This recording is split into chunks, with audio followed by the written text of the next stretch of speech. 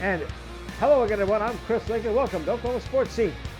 This week on the show, here at the Reed Street Ice Center in Tulsa, Oklahoma, we're going to have Bill Haisten join us, sports columnist at Tulsa World. We'll coach to Mike Gundy, talk about what's going on with Coach Gundy over there and what his future is in the Oklahoma State football program. We have a chance to hear from the new head football coach at the University of Tulsa, Tre Lamb. And Michael Lett wraps up the high school football season with 6 more gold balls passed out this past weekend. We'll also have on the set here Lauren Montgomery, another gold ball for the Bixby Spartans as they just won their 10th of 11 high school football championship. And we'll review the Springboard Mile at Remington Park as they wrap up their thoroughbred racing season. First, let's take a look at our Tulsa World Hot Topics. This past Saturday night, they awarded the Heisman Trophy to the best college football player of the 2024 season. And no surprise, it went to Colorado's dual threat star Travis Hunter. He played over 600 snaps at both quarterback on defense and receiver on offense. Received over 80% of the nation's wide votes. Hunter, by the way, the first defensive player to win the Heisman in 23 years. And he's the 8th player in Big 12 history to take the Heisman Trophy. He helped the Buffaloes to a 9-3 record. That's a 5-win improvement over last season and the Alamo Bowl bid to play BYU December 28th. This 155th season of college football kicked off back on August 24th. 16 weeks later, the additional final regular season game was played last Saturday at Landover, Maryland, 124th edition of America's Game, Army versus Navy.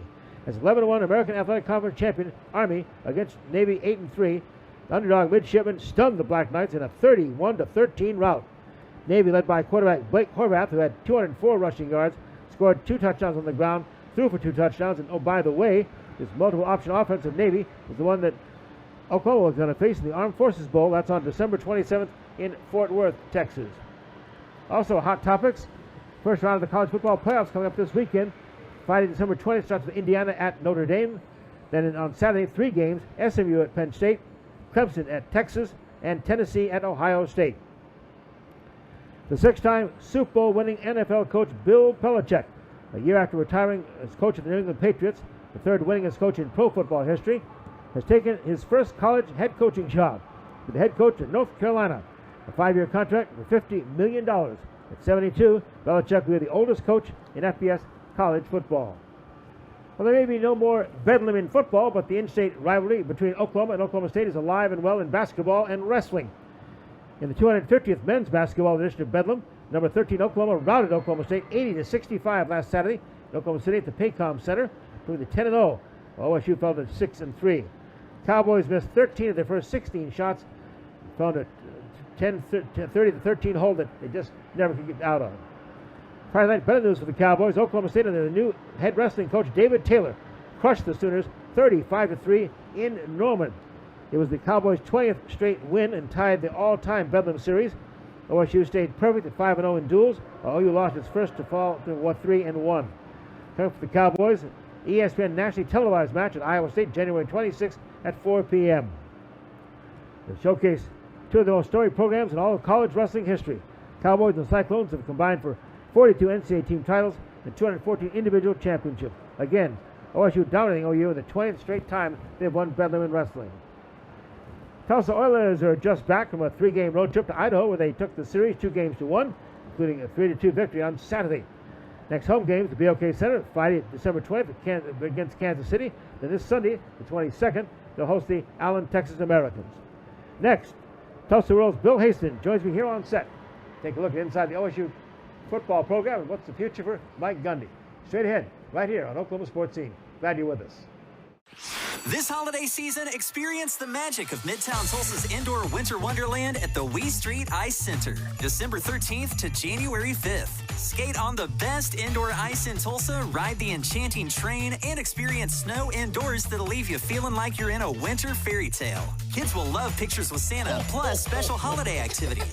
Don't miss out on the season's best family fun. For a full list of activities and times, visit WeStreetIceCenter.com, where every day is a snow day. December 30th through January 4th, the biggest, loudest, dirtiest New Year's party in Tulsa is back. The 40th running of the Smiley's Racing Products Tulsa Shootout, powered by Knott's Energy Drink, is going down at the SageNet Center in Expo Square. 5 days for 1,000 entries, and they're all vying for a shot at hoisting the Golden Driller. They fill the Expo on December 30th and hit the track on December 31st with racing each day through January 4th, starting at 9 a.m. Tickets available at the event. For more information, call 918-838-3777 or log on to TulsaShootout.com. Tulsa Oilers hockey at the BOK Center.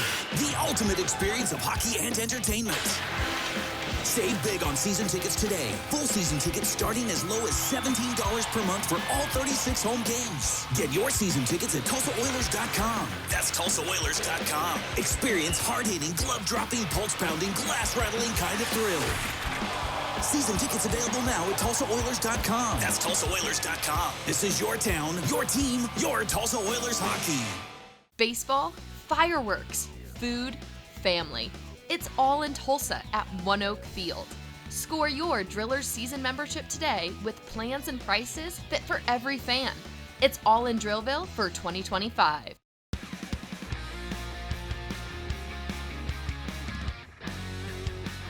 He's the award-winning sports columnist of Tulsa World, our friend Bill Haisten. And Bill, nobody's closer to Mike Gundy than you've been through the years. Give us the latest on Coach Gundy. From a media standpoint, maybe I would say that. Truly, from the media standpoint. Yeah. Oh man, so Mike Gundy, man. So this was supposed to have been such a special season. His 20th as the head coach at Oklahoma State. I picked him to win the conference. Gosh. Well, I mean, I thought they'd be no worse than top 3 in the league, right? But just what a milestone. 20 years at his alma mater as a head coach, 34 seasons overall as a quarterback, an assistant coach, a coordinator, and the head coach. A lifetime, right? Sure, right. And then this season could not have been more of a debacle if you combine what happened on November 4th when Mike made those unfortunate comments about fans, critical fans. He says he didn't specify that they were OSU fans, but I mean, the reaction was what it was, right? Yeah. And then you combine that with an 0-9 run in the conference. Unimaginable. Yeah. Just an awful, awful season. And then it came to like a head on December 6th.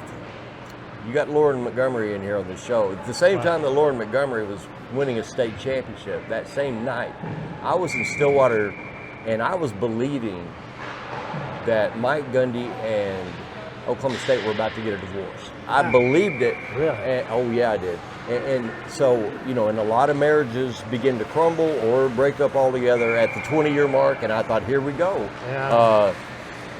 Those comments, Chris, on November 4th, according to what I'm told, did a lot of damage with regard to fundraising. And it did a lot of damage with regard to, it just became publicly known, nationally known, that the university and Mike Gundy were at odds. That's never a good look. How do you market 2025 Oklahoma State football when everybody now knows that those two sides were butting heads? And so a day later, it was announced that Mike and the university had hammered out a restructured contract, that Mike had agreed to a restructured contract that included a pay cut and I guess an elimination of the rollover, the 5-year rollover. That was such a concern to a lot of people. And these schools keep painting themselves into a corner. These buyouts are on these buyouts, Chris. I mean, and Oklahoma State can't afford a $25 million buyout. Yeah. Are you kidding me? And so at the same time, they're trying to raise money for NIL, and there's still this fantasy that they want to raise money for some big-time facilities over there. Yeah. And then the head football coach makes a public relations mistake that really angers a lot of people. And according to the Pokes with a Purpose collective president, he told me a couple of days after those comments, the damage has been immediate and it's been very real on our fundraising. So okay, Chris, if by the end of next season, if the Gundy OSU relationship is healthy and happy again, and that football program is winning again, I will be really impressed and a little shocked, I gotta say. Well, I think he made a comment to you that I'm not going anywhere, Bill. Maybe I can fix this. I can fix this. Can he fix this in 25? Well, the way you fix it now ain't the same as the way you fixed it before, which was to recruit and develop. Yeah, that's gone. And then Mike hates the idea of paying players. I know he does, and the Poilers just left him behind. I think they all hate it. Yeah. at least the way it is now, with no structure. It's so fluid. Awful. You saw that a Brigham Young, Brigham Young basketball, BYU basketball, got a commitment from a kid who got a $7 million NIL situation. So some high school quarterback in Michigan, two boosters put $3 million a piece in for the next 4 years for him to play in Michigan. Right. So I mean, does Mike have the football acumen to fix it? Of course he does. Of course he does. I mean, he just hired 2 coordinators. We'll see what that looks like. Those are very important hires. But the way that Mike would fix a problem 13, 14 years ago is a lot different than the way you fix the problem now. So we'll see. Well, the University of Tulsa has a new head football coach, a new beginning here. Bill and I were at the press conference, and had some comments here from new head coach of the Golden Hurricane. He's 35-year-old Tre Lamb, the 35th head coach of the Golden Hurricane. Here's his comments at the press conference. I am excited to lead this football program and be the front porch of this university. I am impressed by the team. I was able to meet with the team yesterday, both as a team and with position groups. This team is close-knit, and they care about Tulsa. I want them to be able to wear their sweatshirts and their gear around campus and be proud for where they're at. I want to bring winning back to this program so that they can have that. And I looked them in the eye yesterday. I said, "You guys are doing a lot of things well. I think the culture's decent. I think they like each other. We got to get back to believing we can win football games." So, incredibly excited about the team we already have. You know, I think we got some really good pieces in place. Well, Bill, did the coach win the press conference? Well, they usually do win the press conference. Yeah. I mean, how many times in your career have you attended an introductory or covered an introductory press conference? You're like, ooh, everybody's excited. That wasn't good. Yeah. Very rare. Yeah, true. So they usually do win it, but what I was struck by that day was the level of preparedness that Tre Lamb came in there with, because he didn't answer questions just for 5 or 10 minutes. He answered questions for like an hour. And I think everything that could have been asked of him was. And he had an answer for it. He was prepared to talk about it. He had a vision. I was really blown away by his energy, his aura. Is that a thing? Is aura a thing? Yeah. I mean, I was really impressed by him. I was happy to hear from him. I asked him straight up, what has been the message from the university to you about facilities? And he said, I've been assured we're going to get an indoor facility. And he said he got that assurance from Brad Carson, the president of the university. So I think that at a time when TU desperately needed positive energy, Tre Lamb is that guy. He's a positive energy guy, and like you said, I think they needed to go young and they needed to go fiercely positive, and that's what they got with Tre Lamb. And President Carson and also Mike Haisten, one of the big benefactors of TU, really seemed dedicated and have made an investment on bringing it same level as any American Athletic Conference school. If that's true, that'd be a big boost for TU. Well, you can say that now that SMU's out of the league, right? But listen, there was a lot of talk that day about suddenly that there's money for NIL, and it's going to be, according to Tre Lamb, distributed immediately, and so that's a step in the right direction. But I think it's important that such generous friends of the school like Mike Case and Mr. Warren and others seem to have immediately really strong relationships with Justin Moore, the new athletic director. Critically important. And so Justin Moore, his first big hire is Tre Lamb, a 35-year-old football coach, a former quarterback, an offensive guy. I think it's very important in this day and age to have a guy who's wired for offense. And so here we go. Bill, you and I have been around this area a long time, covered a lot of football seasons. What went so wrong for all these schools this year? Well, you talking about OU, OSU, Tulsa? Yeah. 3-22 combined. In conference play, 3-22, unimaginable. Just think back to 2008, and at the mid-season mark that year, Tulsa, Oklahoma, and Oklahoma State were combined 20-1. I mean, so this was just and think about it too. At all three schools, at different levels of speculation and conversation, but there was talk about the job security of all three of those coaches. Right, yeah. Kevin Wilson at Tulsa, who was fired ultimately, and Mike Gundy, who was, certainly had a situation over in Stillwater, and then even Brent Venables, who I think a lot of people agree that if not for a big buyout in Norman, they might have probably moved on Brent this year. So just a disastrous season. It concerns me, though, Chris, that we live in a smaller state with a smaller population, a lot of hard-working middle-class people, and now everything's run by money. That kind of scares me for the future of college football around here. Well, OU's not done. They've got a bowl game. Yeah, they do. And that Navy team looked pretty good against Army. Yeah, no doubt. I was a big fan of the Army team. Still am. Too, yeah. But you know, Army came into TU this year and just waxed TU, and I watched Army pretty intently, I got to say, during the season. So impressed. And then for Navy, they handled them pretty decisively. But I will say this, Navy can't cope with OU's athletes. Yeah. It'll take OU a quarter and a half to adjust to a style of attack they'll never see. And then after that, it'll be physics. And OU's speed and athleticism will win the day. Well, let's turn the calendar quickly to 2025, Bill. There's some better football around here. Who, what now? Maybe some better football around here. Oh, baby. Oh, yeah. It's been a tough year. Well, yeah, it'd be hard to be worse. I mean, Bill, thanks for joining us. Yeah. Happy holidays. Yes, sir. Thank you, Chris. Wish you all the best. Come right back, and our man Michael Knight's going to wrap up the last 6 gold balls here in Oklahoma high school football. Stay right there with us. December 30th through January 4th, the biggest, loudest, dirtiest New Year's party in Tulsa is back. The 40th running of the Smiley's Racing Bronx Tulsa Shootout, powered by NOS Energy Drink, is going down at the SageNet Center in Expo Square. 5 days for 1,000 entries, and they're all vying for a shot at hoisting the Golden Driller. They fill the Expo on December 30th and hit the track on December 31st, with racing each day through January 4th, starting at 9 a.m. Tickets available at the event. For more information, call 918-838-3777 or log on to TulsaShootout.com. Founded in 1960, Ed Bashira's Formal Wear and Fine Clothing has been dressing gentlemen for over half a century.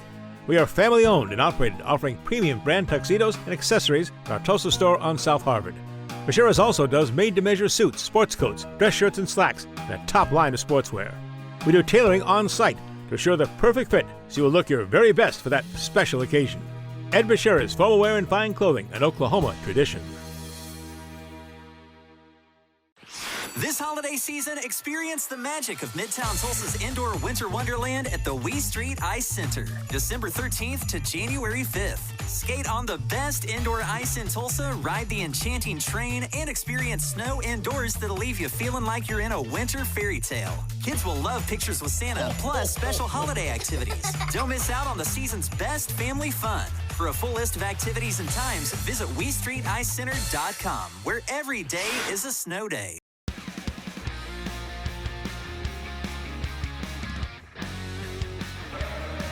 Here on Oklahoma Sports Scene, back with Michael Knight. Of course, he just back from Edmond, UCO, and 2 straight weekends of high school football championship action. Just had the last 6 gold balls last weekend. Michael, ready for high school football to be over? I got very familiar with the La Quinta in Edmond, I can tell you that much. Well, some great football again, great competition, and UCO again did a great job hosting the event.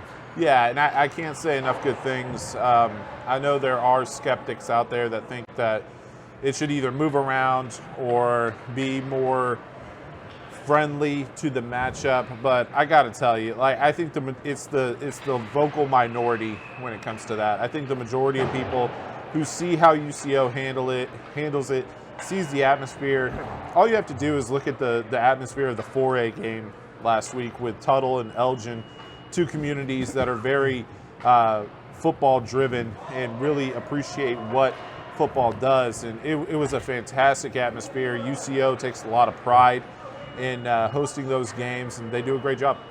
All right, take us through the last 6 state championships starting on Thursday. Yeah, so it was an 8-man day on Thursday. It started in Class C, the smallest class in Oklahoma, in Tipton. We're going to have Lauren Montgomery on later on in the program. He's won a lot of state championships, and it's time to start talking about Tipton head coach Travis White. They've won a lot of state championships as well. They took care of business. It was another close game.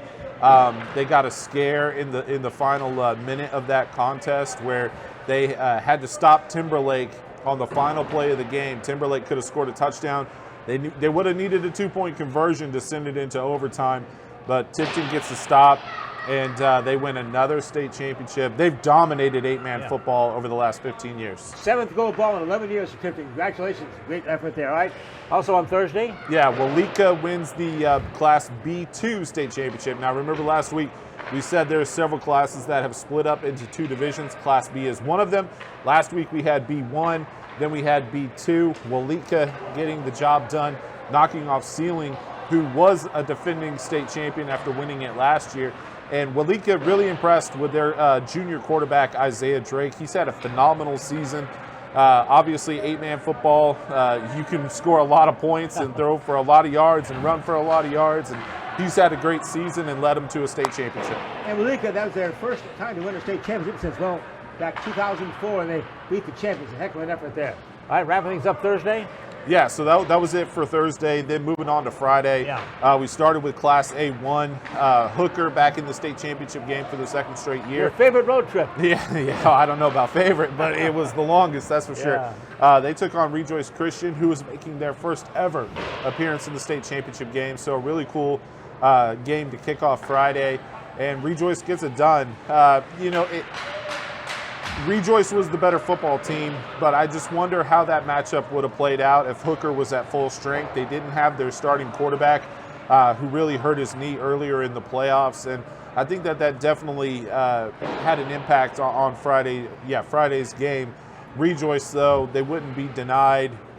Great moment for them.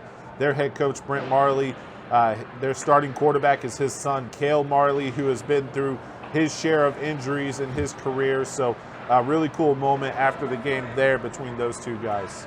Rejoice 35, Hooker 14. That was, by the way, the first state title game for Rejoice. What an effort there. Yeah, making their first ever appearance, and they walk away with a gold ball.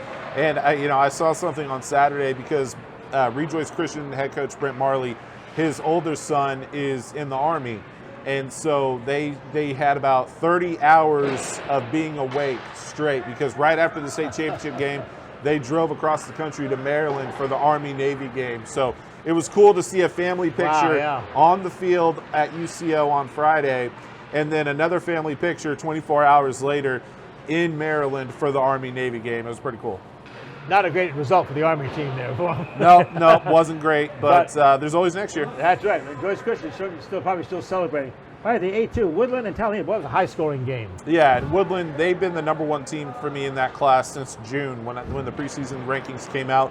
And the final score, I'm going to be honest, if there was a mercy rule, that game would have been over sooner. I think Woodland took the foot off the gas a little bit, and Tallahassee was able to get some late touchdowns, but Woodland dominated that game from the start. Their senior quarterback, Trey Bennett, had a fantastic performance. And, I mean, he's been special for them for the last several seasons, so it was cool to see them go out with a state championship. And like I mentioned, I believe on last week's show, Woodland is an interesting program where technically they can be an 8-man team if they wanted to. Their enrollment is that of a Class B team, but they have opted to continue playing 11-man football. So they're literally the smallest 11-man school in the state, and they're state champions. 14-0, they defeated Tallahassee at 58-23. By the way, that's amazing. The closest margin to victory in their 14-0 season was 20 points. Yeah, and I do want to throw this out about Tallahassee, because I don't think enough people realize this. Tallahassee, 2 years ago, the season of 2022, they didn't have a football team. Really? They didn't have enough numbers. They had to forfeit the entire season. Gosh. And for a lot of programs and a lot of schools, that can set you back for, I mean, it could last a decade.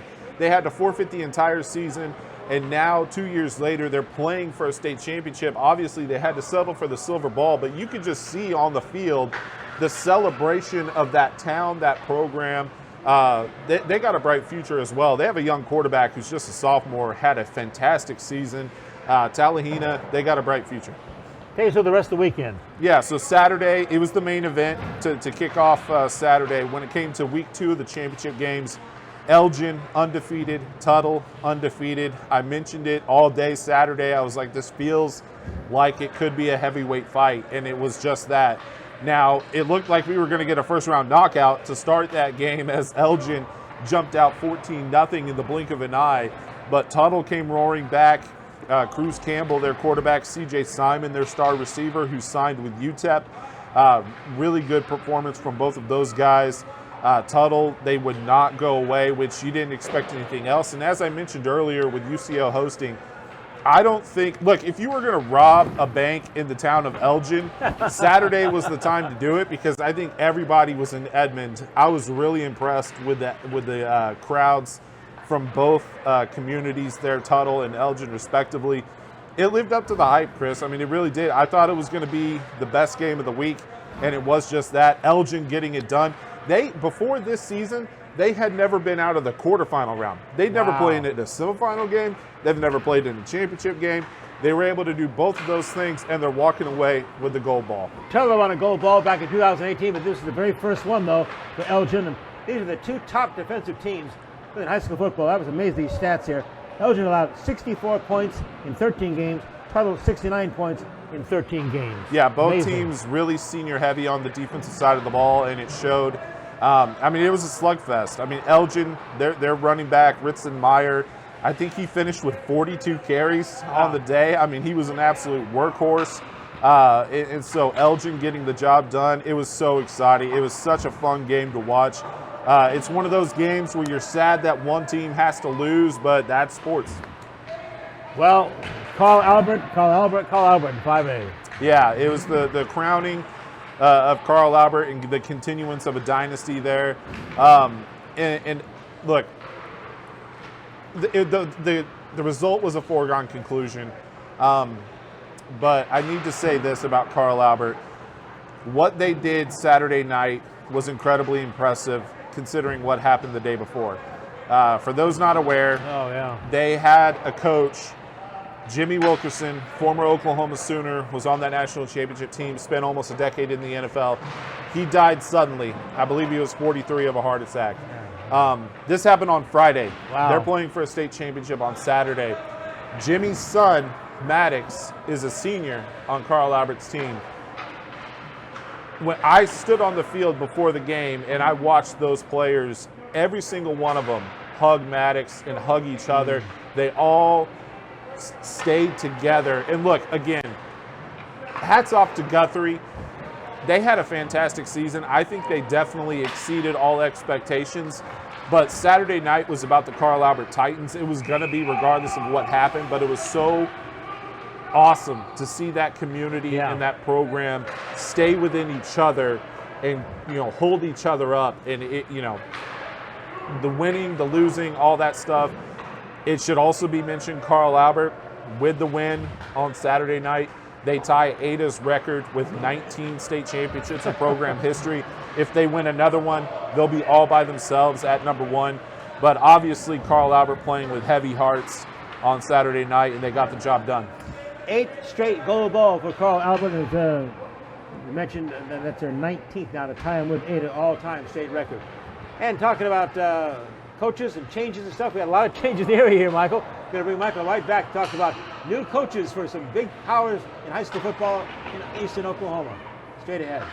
Get ready, Tulsa. January 13th to the 18th, the chase for the Golden Driller is back at the SageNet Center at Expo Square with the 39th Annual Chili Bowl Nationals powered by NOS Energy Drink. The biggest names, the toughest race, and they're all fighting for the sweetest victory of all to hoist the Golden Driller in victory lane. Monday and Tuesday reserved seats are available by calling 918-838-3777. Can only make it for Saturday night. The General Admission Pit Pass never sells out. For more info, log on to chilibowl.com.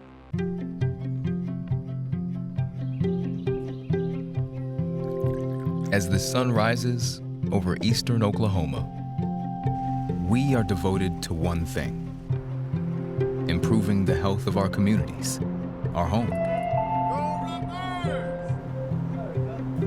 We are your friends, your neighbors. We are the people of St. Francis. Tulsa Oilers hockey at the BOK Center. The ultimate experience of hockey and entertainment.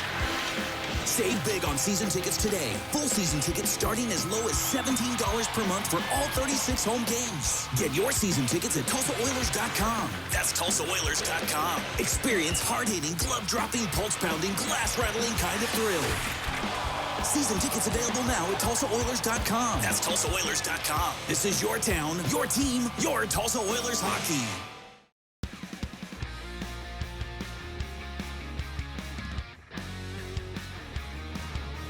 Welcome back to Oklahoma Sportscene again with Michael Knight here. Well, Michael, we talked about the gold balls. Now let's talk about the incredible amount of coaching change all of a sudden in this area. All of a sudden, Broken Arrow, Union, and Owasso, new head football coaches. Yeah, and you don't even mention Jinx. Jinx, they have a new head football coach as well, but they promoted within with defensive coordinator Adam Gaylor taking over. I've been doing this for a little over a decade. Barry Lewis from the Tulsa World has been doing this a lot longer than that. And I asked him, I'm like, hey, I already knew the answer to this question, but I'm like, have you ever seen anything like this? And he's like, no, there's nothing even close. I mean, Broken Arrow, the largest school, Union, the second largest school, both of them opening up, both of them hiring other coaches. The most shocking part of the last several weeks was Owasso with everybody kind of knew that Antonio Graham was the top name for Union, but the shocking part was Bill Blankenship wanting to get back into coaching, and all of a sudden he's back in charge of the Rams. So it was a wild couple weeks. I had a message from a friend who said, this has to be the craziest start to an offseason. I was like, look, I'm trying to get ready for state championship games, and I'm going to press conferences to introduce head coaches, so it's been wild. Kirk Frederick retired at Union after 18 seasons and 5 state championships. Antonio Graham was over in Owasso to take over the Union program. Michael was there in his opening presser, and he's even a bit surprised. This is crazy. Like, my whole world just been turned around, but first and foremost, very thankful for this opportunity. Thank to God, that I'm able to have this opportunity in front of me. I'm thankful for my family, my wife, Dr. Philon, and I know a lot of teams changed, but Miss Emily right here, of course, and the athletic director. So very happy that they were able to give me an opportunity at this. Owasso was a great community. It was a great home. I can never be proud of what I've done there. But the good Lord blesses you with other opportunities that comes along in life, and you got to be able to take those if it's the right fit for your family. And this was the right fit for my family, and I can be forever grateful for this opportunity. This is an unbelievable program, and this is a ring I have on. The last time I was here, wearing one since the last time I was here, and I'm looking forward to getting one of these again. So, because that's the standard here. We're a standard of excellence and champions here, and high character, and that's what I'm about. And Coach Graham was introduced at Union less than a week after losing to Bixby in a heartbreaker in overtime. And I asked Coach about just the timeline of going from walking off the sidelines at UCO to being named the head coach of the Union Redhawks. It happened really fast, and that's just what they do here at Union. It's kind of surreal. Like, obviously there was a buzz and people was thinking things like that, but the biggest thing was that I just got done playing a 2 overtime game, I believe, against Bisbee, and we lost by 1 point. And that next thing I'm here. And so that's the whirlwind, that how things work in life, but you got to learn to adjust and adapt and keep your head down and go work. So Coach Graham goes from Owasso to Union. Bill Blankenship returns to Owasso. Now, of course, they have a new head coach we're looking for, with Travis Hill coming out from Muskogee, take over the Broken Arrow program. Michael? Yeah, former defensive coordinator at Broken Arrow, was their DC when they won the state championship in 2018. Obviously has had a lot of success the last several years at Muskogee. Went 10-2, semifinal appearance in 2022, won a state championship in 2023, undefeated run to the state championship game, finished as a runner-up this year. He was the no-brainer choice for the Broken Arrow Tigers. Michael was at his presser too, and here were some introductory comments from the new head coach of the Broken Arrow Tigers, Travis Hill. They put me over here as the new VA football coach. What a great responsibility, what a great honor. I've had a chance to talk with our young men already and just kind of give them a few ideas. Right now, the thing is, I'm not the best at this, and the reason why I say this is right here. This is language. This is talk. We can all talk, okay? We got to go do something now. We got to go to work. That's what I look forward to. So the most exciting time for me through this process, I'm disappointed by here today, is the opportunity when I get going and coach football with these young men. So we're looking forward to that. We're looking forward to bringing in a great group of what we're going to refer to as our football staff, another great group of people, men that are going to guide us and direct us, and not only guide and direct the football program, but guide and direct Broken Arrow. They'll be involved in so many facets, and so will our young people, and we just look forward to that. And probably the only thing that I'm going to preach today is just real simple. Just make it quick, and then I'm going to do something I've always wanted to do, and I'll try to make you laugh a little bit here. But the bottom line is I've always built things on toughness, okay? That's what we're going to expect. 20-0 Broken Arrow, we're tough, and you're going to play your know what off, okay? 0-20, we're going to play the same way. We're going to go find a way to win football games and enjoy that, okay? And in the process of doing that, we will build champions and we will build young men, okay? I mentioned Coach Hill turning Muskogee into a championship program, and look, he's had success doing it at Broken Arrow, so he knows what it looks like, and we asked about it to him at his introduction press conference. You know, people, but when I deal with young people, okay, you know, to understand the idea, you know, what we say is not, it's the action. So it's a teaching process. People call it culture.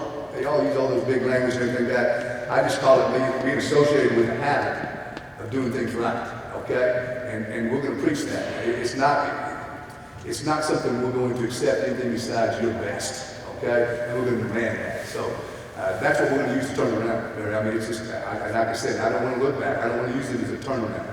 This is Broken Arrow High School. This is Broken Arrow football. This is not a turnaround. This is an opportunity to go out and win in 2025. And like I said, I'll say in front of a crowd here in front of the media, we're not going to talk championship yet until we earn that opportunity. But I like to think something from the process between January and August, we can talk about championship.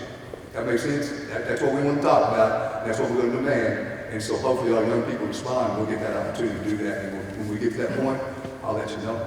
Okay. All right, Michael, all those changes, Broken Arrow, Union, Owasso, what are your expectations for those teams in 2025?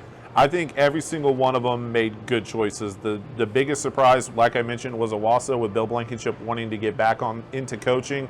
But obviously he's one of the best of all time in this state, so Owasso is going to be just fine. When Union opened up, Antonio Graham was the first name I thought of. That's a great hire. Broken Arrow, same thing. They opened up. Travis Hill was the first name I thought of, and even Jinx as well.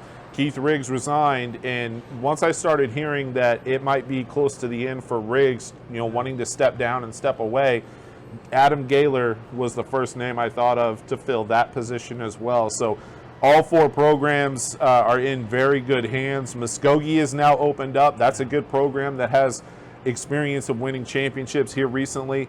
But one thing's for sure, all four of those programs are now chasing the Bixby Spartans. And the Bixby Spartans, speaking of them, they have stability there. Lauren Montgomery with another gold balls here next on Oklahoma Sportscene. Our story, it lives in Tulsa, where the spirit of the past lives alongside us and urges us on toward a vibrant future. Because our story is still being written. It's the story of Tulsa, told by the journalists who live it and love it. Whether it's covering our rich history, bringing you the hidden gems of the food scene, or following the action in local sports. And here, in the Tulsa world, is where it comes to life. This holiday season, experience the magic of Midtown Tulsa's indoor winter wonderland at the Wee Street Ice Center, December 13th to January 5th. Skate on the best indoor ice in Tulsa, ride the enchanting train, and experience snow indoors that'll leave you feeling like you're in a winter fairy tale. Kids will love pictures with Santa, plus special holiday activities. Don't miss out on the season's best family fun. For a full list of activities and times, visit WeStreetIceCenter.com, where every day is a snow day.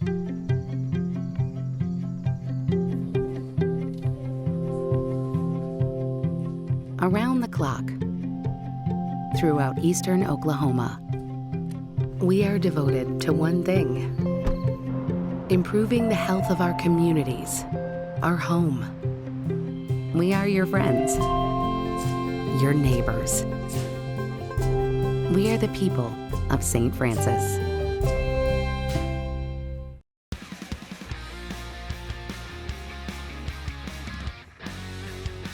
Welcome back to Oklahoma Sports Scene. And with all the trouble in high school football, one thing remains the same: gold balls. Lauren Montgomery.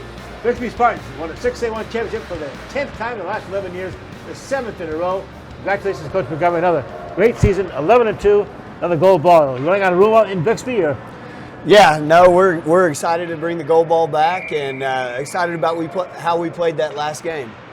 Our friend Bill Haisten, the Tulsa World, was on the show with us earlier and said, hey, here's a stat. I don't know if Lauren knows this. In 2014, your record in playoffs is 32-1. Oh, yeah. Incredible. Pretty crazy when you think about it. And he didn't mention those first couple of years where we were out the first round of the playoffs. So, yeah, we've been very fortunate and had a good run, and a lot of good people have contributed to that. Let's recap this 2024 season. We were stunned that you actually lost early in the season. Yeah, well, you know, it was stunning, I guess, but at the same time, we knew that we had a young bunch coming back. We had 2 new starters on the defensive side of the ball and 7 new starters on the offensive side of the ball. So a lot of young faces, a lot of juniors and sophomores out on the field, and you know, nothing replaces those game reps that you get. And so our guys came along well as the season progressed, and I thought really when we got to the playoffs, we were playing our best football. Take us through the playoffs, and what challenges there for Bixby as well. Yeah, and you know, it seemed like each week we played a team with an excellent quarterback. We started off with Norman North, and of course they had a phenomenal quarterback and a skill guy in Mason James that you had to know where he was at. And we got off to a quick start against those guys and played well at home and ended up with a big win. And our semifinal matchup was against Edmond Memorial, and once again they had an excellent quarterback in David McCombs, who's going to the University of Kansas. And thought our defense just played great and ended up jumping out on those guys early, and I think winning with final score 29-7. And so big win and excited to be in that situation and have that opportunity to play in the state championship again. And that state championship game was a classic with Owasso. Talk us about that, Coach. And overtime was kind of exciting. Yeah, you know, it really was, and we knew going in that we had to protect the football, not turn it over, and to have some of our very best players make big plays in that game, and that's kind of what happened. They jumped up to a big lead on us. They jumped up 14 points, and our guys hung in there and kept swinging. And we managed to take it into halftime, a tie ball game, and then at one point even jumped up and took the lead. And then they're down the wire in regulation. We had to have a big stop on 4th down and 1, and Hector Garcia, one of our program guys, one of our nose guards, made a great play. Then we came back, scored, tied the ball game up, and went into overtime. And we elected to go ahead and go for 2 in that first overtime series. And Cooper Parker, one of our dynamic seniors, short yardage quarterback, made an excellent play on that play and scored the 2-point conversion for the win. But you had to make the decision. Go for 2. If you don't make it, the game's over. What were the thoughts behind that, Lauren? Well, I had to have backup. You know, Coach Flowers and Coach Schneider, our 2 coordinators, have been with us so long, and those 2 guys were on board. We had discussed a similar situation earlier in the day, and they were on board with the situation. And I think from the get-go, when we scored, we knew we were going to keep the offense out there and go for 2. Although it wasn't the play we had talked about earlier in the day and what we had kicked around in the office, we settled in on a play that we liked, and fortunately it worked. What was that 2-point play call? It seemed familiar. I've seen Bixby run that a few times. Yeah, you know, probably in 2018 we started running a bunch of essentially jumbo Wildcat personnel, and Cade Cavender in the semifinals and the playoffs way back when had some really big games, and so it's always been a dynamic that we've kept in our offense.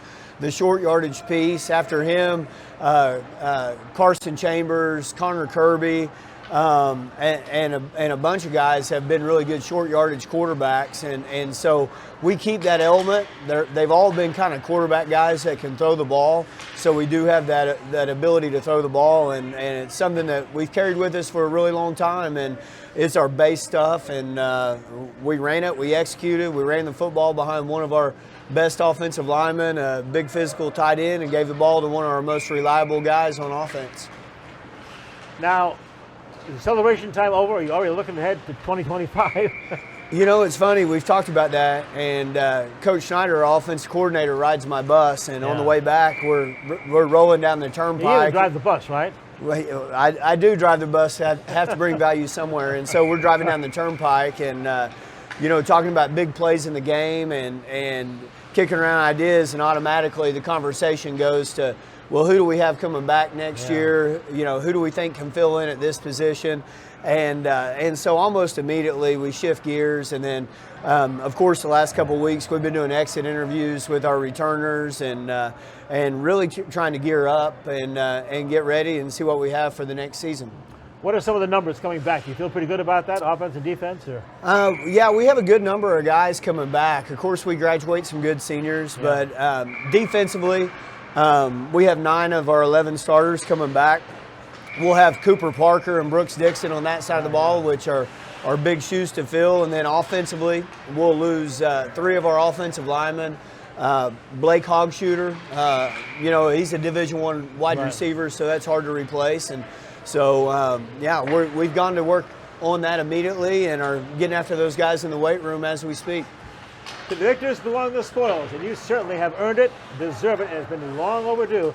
Talk about the fantastic new facilities for Bixby football. Yeah, we're just so thankful and grateful. We've got what I think is the best football facility in the state of Oklahoma, maybe the United States. When you go into our locker room, everything's first class.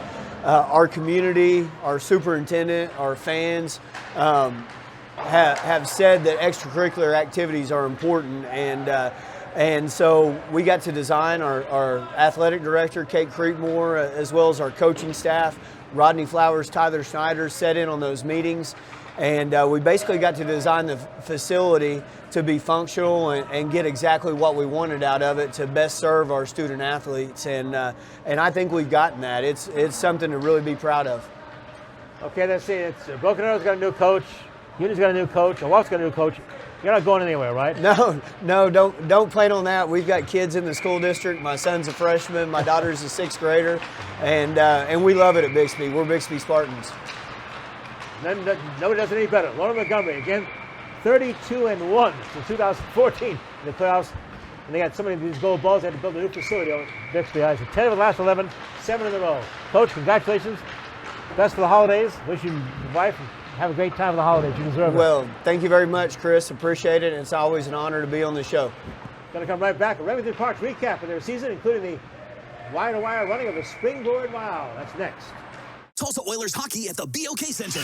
The ultimate experience of hockey and entertainment.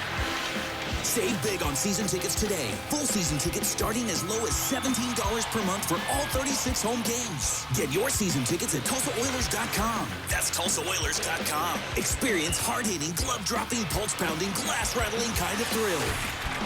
Season tickets available now at TulsaOilers.com. That's TulsaOilers.com. This is your town, your team, your Tulsa Oilers hockey. Founded in 1960, Ed Bashira's Formal Wear and Fine Clothing has been dressing gentlemen for over half a century. We are family owned and operated, offering premium brand tuxedos and accessories at our Tulsa store on South Harvard. Bashira's also does made-to-measure suits, sports coats, dress shirts, and slacks, and a top line of sportswear. We do tailoring on site to assure the perfect fit so you will look your very best for that special occasion. Ed Bashira's Formal Wear and Fine Clothing, an Oklahoma tradition. The Remington Park Casino is always open for jackpot gaming. The winning action never ends. Enjoy great food and drinks in the Bricktown Brewery, open daily at 11 a.m. Simulcast racing is offered every day, featuring North America's best tracks. Visit the Club Remington desk for player card membership and begin earning points and rewards. The jackpots are always flowing. The next one could be yours at Remington Park.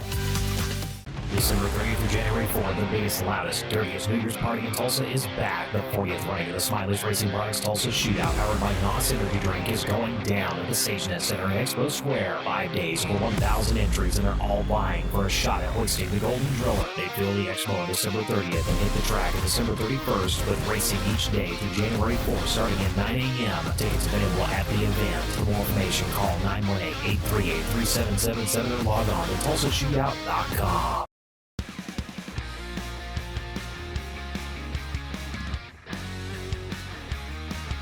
Remington Park has finished the 2024 Thoroughbred season. The racing season is wrapped up now. We've concluded it with a huge card of stakes events on Friday, December 13th, Springboard Mile Night. Here's a look at the bigger events and the grand finale. Second half of the program on Springboard Night, all stakes events, starting with the You See It Stakes for Oklahoma-bred 3-year-old fillies, a field of 8 going 1 mile, and another impressive performance by one who has won here many times. Off the turn, here's the battle on the stretch. Outside, Miss Code West led his legacy to the inside, and Miss Code West, just like that, finds a gear no one has and is gone. Miss Code West opens up quickly at the top of the stretch. She is out by 5, and she will win by as much as she wants. Under Floyd Wethy, led his legacy, can only watch her go. Miss Code West, under wraps at the end, will score the You See It by 7, maybe 8. Oklahoma-bred Miss Code West, spectacular once again, her 3rd win of the season, all in Oklahoma-bred Stakes Company. Her only loss was a second in the Open Company, Remington Park Oaks. Miss Code West has now won 9 times, 7 victories at Remington Park. This is her first victory in the You See It. She can only win it once. She's a 3-year-old. It's also the first win in the race for the owners Jeffrey Puryear and Julie Puryear of Denton, Texas. Trainer Kevin Scholl. Jockey Floyd Wethy won it for the first time. He had a huge springboard night with 3 wins on the program. 3-year-old males were up next in the Jim Thorpe Stakes, that one also at 1 mile. A field of 7 came down the stretch, and Red Mountain under Stuart Elliott made a nice move to go for the win and pull an upset victory. Red Mountain paid $23.40 for the win. Steve Martin, the owner, trainer, and breeder, again, jockey Stuart Elliott with a big victory in the Jim Thorpe Stakes on Red Mountain. Next up, the Toby Keith Stakes for 2-year-old fillies going 1 mile, formerly the Trapeze. A solid, talented field coming off the turn. Top of the stretch, Glee making the big move outside and going for the front. Tapter's Actor, no answer. Now second, Running on Promises asked for her best, and she's just not good enough right now. It's all Glee pulling away here with a furlong to go. She's out by 5. Tapter's Actor all out to try to make it interesting and somewhat close. Running on Promises 3rd. La Camellia a distant 4th. Glee is going to romp in the Toby Keith Stakes by almost 9. Glee, impressive once again at Remington Park. She won the Gaylord back in September by 15 lengths, and she wins the Toby Keith easily going 1 mile against fellow 2-year-old fillies. In the Toby Keith, formerly the Trapeze, it was the 3rd victory for trainer Steve Asmussen and the first win for jockey Stuart Elliott and owner Mike Rutherford. Glee, impressive once again in Stakes Company at Remington Park. The She's All In was next up at 1 mile and 70 yards for older fillies and mares. A short field found another heavy favorite roaring down the stretch easily as Flashy Lass got things done. It was the 4th win of the night for trainer Steve Asmussen and jockey Stuart Elliott. For Asmussen, it was his 60th win of the year. He has won the She's All In 4 times in his career. First win for jockey Stuart Elliott and first win for owner Gus King of Alabama. For Flashy Lass, impressive in the She's All In. Next up, the older males in the Jeffrey Hawk Memorial at 1 mile and 70 yards, an impressive race there. Off the turn, top of the stretch, CW Prize's game still on the lead. Victory for Vets with an open lane to the inside, dives to it, is now second. Silver Prospector going the other way. U.S. Army fighting on. Mizuma's a big player to the far outside. It's CW Prize on top by a pair. Victory for Vets all out. Here comes number 1 Dude with a charge. U.S. Army, Mizuma's still playing on with Silver Prospector. CW Prize will go on to take the Jeffrey Hawk by almost 4. CW Prize toughs it out to win the Jeffrey Hawk Memorial, fending off Victory for Vets and keeping Silver Prospector the Millionaire at bay. CW Prize, owned by Brian Hawk of Shawnee, Oklahoma. This race named in honor of his brother who passed in 2017. Joe Offolder, the trainer, and the winning jockey, Richard Aramia. It was his 40th win of the season, the first time any of those connections have won the Jeffrey Hawk Memorial. And that was it for the preliminaries. On to the major event, the $300,000 Springboard Mile with Kentucky Derby points on the line for 2025, a field of 12 going 1 mile. They're off in the Springboard Mile. Jumping out, Essay comes away sharply to the inside. Cold Battle right there. Dominant Spirit forwardly placed and moving between runners quickly. Speed King will actually get to the lead before they get to the turn. It's Speed King by a good length now. Dominant Spirit, Complex Music, Dr. Ruben M. angled out to the outside. Cold Battle's back to 5th. Essay to his outside. Mr. Omaha is 7th and moving in the 4-path. Then a gap of 2 more behind Cold Battle as they go to the backstretch to Blue Angel. Jolly Samurai, the late runner. Medicine Dog to his outside in the trailer. Another late runner in Brooklyn Alley Cat. Actually, the big trailer is all the way back to Keno, to over 20 lengths out of it with 5 furlongs to go. On the backstretch midway, it's Dr. Ruben M. and Speed King. They hook up and they're 2 clear of Dominant Spirit with over a half mile left.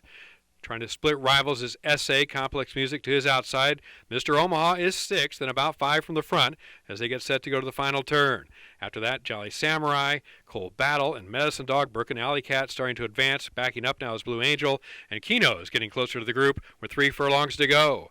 Into the final turn, Speed King to the inside. Dr. Ruben M to the outside. They're now 4 clear of Dominant Spirit. Complex Music asks for more. Mr. Omaha is 5th and has a lot of work to do. Cold Battle still there. Jolly Samurai angled out for the late run.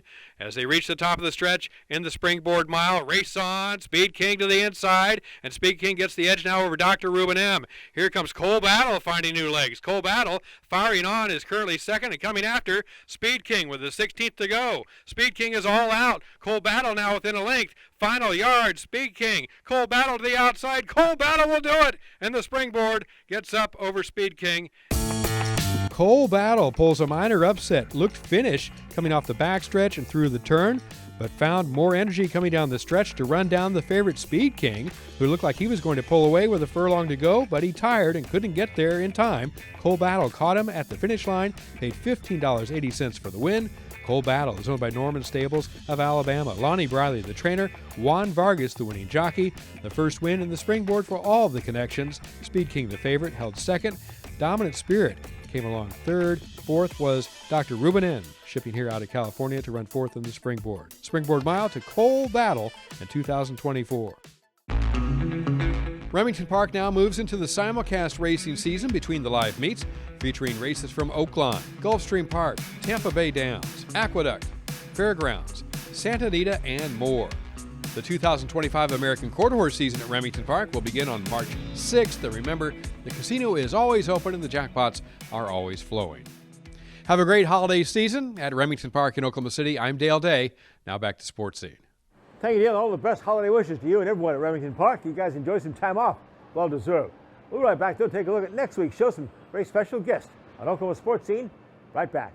Baseball, fireworks, food, family. It's all in Tulsa at One Oak Field.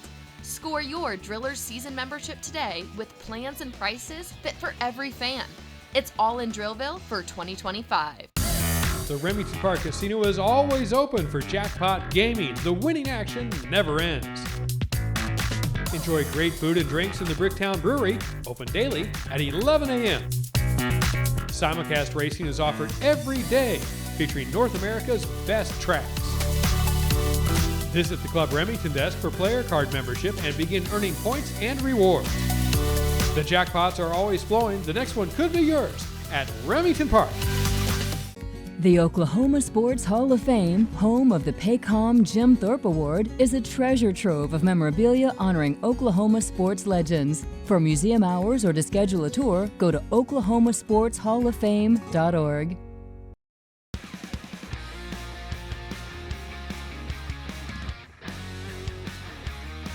Next week on Oklahoma Sports Scene, we'll look back and review the start of the 12-team college football playoffs.